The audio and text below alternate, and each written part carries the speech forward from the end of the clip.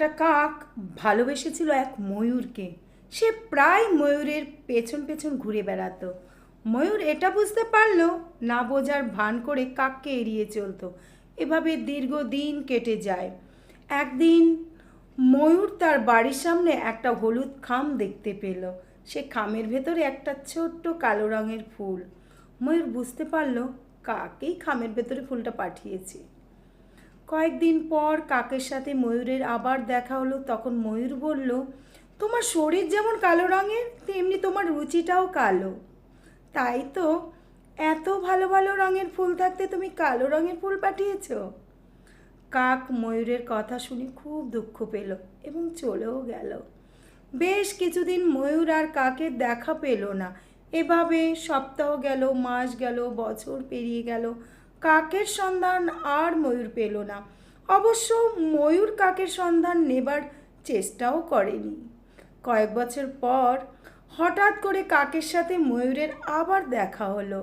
ময়ূর তখন কাককে জিজ্ঞেস করলো, আমার রূপ দেখে সবাই আমাকে ভালোবাসে, তুমিও তো আমাকে ভালোবাসতে চেয়েছিলে, তবে আমাকে জয় করার চেষ্টা করলে না কেন?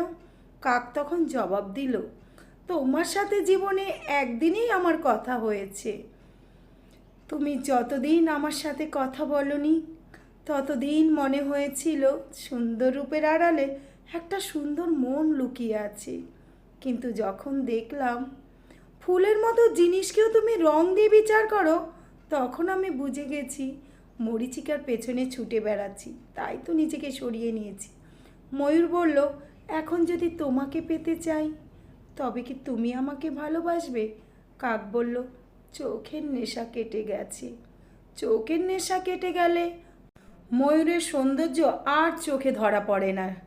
তখন ময়ূরকেও কাকের মতো লাবণ্যহীন মনে হয়।